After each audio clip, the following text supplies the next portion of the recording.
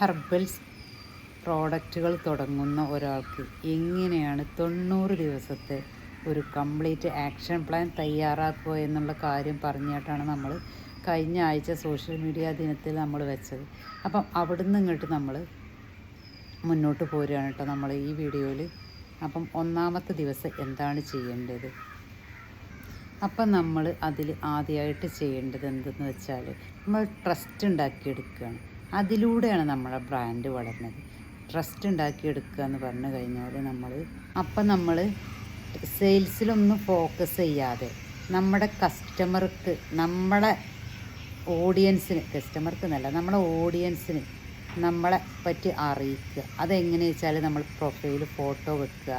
അതുപോലെ തന്നെ നമ്മുടെ പ്രൊഡക്റ്റ് ഇൻസ്റ്റഗ്രാമിൽ നമ്മളൊരു അക്കൗണ്ട് തുറക്കുക. അതുപോലെ തന്നെ ഫേസ്ബുക്കിൽ നമ്മളൊരു അക്കൗണ്ട്, നമ്മൾ പേഴ്സണൽ ഒരു അക്കൗണ്ട് ഉണ്ടാക്കുകയും ചെയ്യുക. അതുപോലെ അതിൻ്റെ കൂടെ നമ്മളൊരു പേജും കൂടി നമ്മൾ നിർമ്മിക്കാൻ ശ്രദ്ധിക്കുക.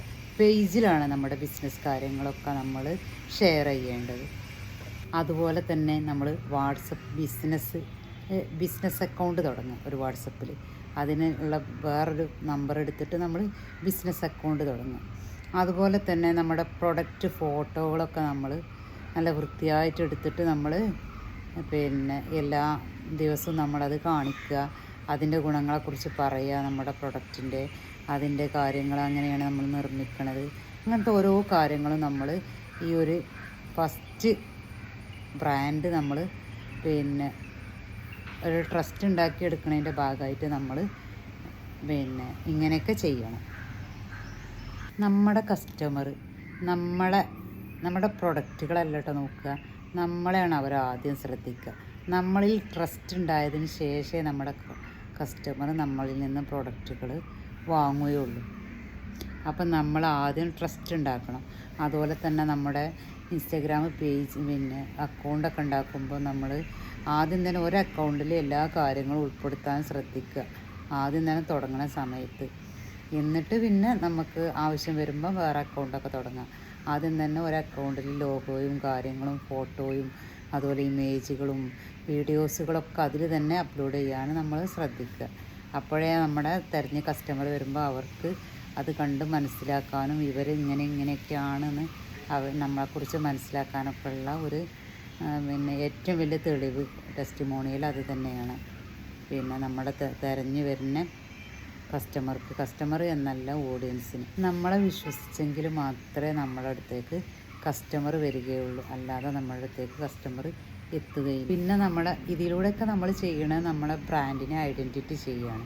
അപ്പം ബ്രാൻഡിൻ്റെ ഐഡൻറ്റിറ്റി പറഞ്ഞാൽ നമ്മളൊരു ലോഗോ ഉണ്ടാക്കുക അല്ലെങ്കിൽ ഒരു തീം ഉണ്ടാക്കൽ മാത്രമൊന്നുമല്ല, നമ്മളെ ആൾക്കാർ മനസ്സിലാക്കുക, നമ്മളിൽ ട്രസ്റ്റ് ഉണ്ടാക്കിയെടുക്കുക. ഇതൊക്കെയാണ് നമ്മുടെ ബ്രാൻഡിൻ്റെ ഒരിത്. അതല്ലാതെ ലോഗോയും തീം കൊണ്ടൊന്നും ആരും നമ്മുടെ പ്രൊഡക്റ്റുകൾ വന്ന് വാങ്ങുകയോ അതല്ലെങ്കിൽ നമ്മളിൽ വിശ്വാസം അർപ്പിക്കുകയോ ചെയ്യുകയില്ല. നമ്മുടെ ബ്രാൻഡ് നമ്മുടെ ഒരു ട്രസ്റ്റ് അല്ലെങ്കിൽ ഒരു അതോറിറ്റിയാണ്. നമ്മുടെ ബ്രാൻഡ് എന്ന് പറഞ്ഞു കഴിഞ്ഞാൽ നമ്മൾ ആരാണ്, എന്താണ് നമ്മുടെ മിഷൻ, ആരെയാണ് നമ്മൾ സഹായിക്കാൻ പോകുന്നത്, എന്തുകൊണ്ടാണ് നമ്മളെ ആളുകൾ തിരഞ്ഞെടുത്തത്, ഇങ്ങനെയുള്ളൊക്കെ ചോദ്യത്തിൻ്റെ ഉത്തരമാണ് ഒരു ബ്രാൻഡ് എന്നുള്ളത്. അപ്പം നമ്മളെ പേജിൽ അവർ വരുമ്പോൾ, ഓഡിയൻസ് വരുമ്പോൾ അവർക്ക് മനസ്സിലാക്കാൻ പറ്റണം ഇവരാരാണ്, ഇവരെന്താണ് ചെയ്യുന്നത്, ഇവരാരെയാണ് സഹായിക്കാൻ ഉള്ള കാര്യങ്ങളാണ് ഇവർ ചെയ്യണത്, ഇവരുടെ പർപ്പസ് എന്താണ് എന്നുള്ള കാര്യങ്ങളൊക്കെ അവർക്ക് അതിൽ കയറുമ്പോൾ മനസ്സിലായിരിക്കണം. പല ആളുകളും പേഴ്സണൽ വാട്സപ്പ് മാത്രമേ ഉപയോഗിക്കുള്ളൂ, അവർ ബിസിനസ് വാട്സപ്പ് ഉപയോഗിക്കില്ല. അപ്പോൾ ബിസിനസ്സുള്ള ആൾക്കാർ ബിസിനസ് വാട്സപ്പ് തന്നെ ഉപയോഗിക്കണം. അതിൽ നമ്മളുടെ കാറ്റലോഗ് പെർഫോമൻസ് ചെയ്യാനുള്ള സ്ഥലമുണ്ട്. അതുപോലെ ക്രിയേറ്റ് മെസ്സേജ് കൊടുക്കാനുള്ള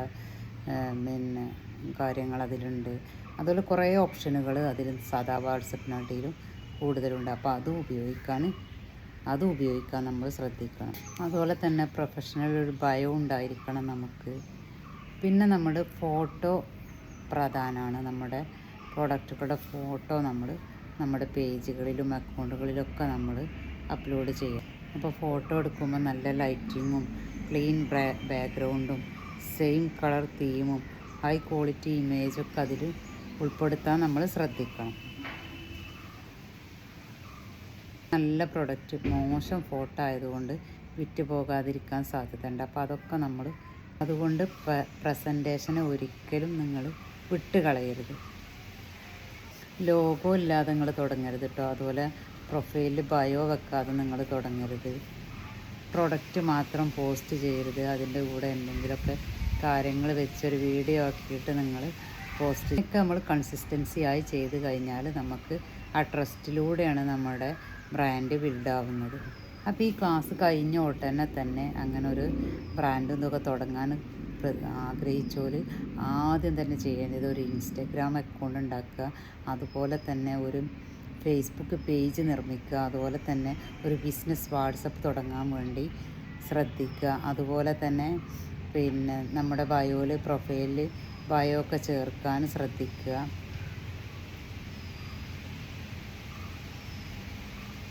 അതുപോലെ പോസ്റ്റുകൾ തയ്യാറാക്കുക, ഇതൊക്കെ ശ്രദ്ധിക്കുക.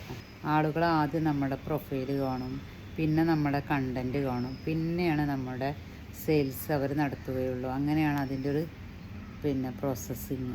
ഇനിയുള്ള കാര്യങ്ങൾ നമുക്ക് നാളത്തെ വീഡിയോയിൽ ചർച്ച ചെയ്യാം.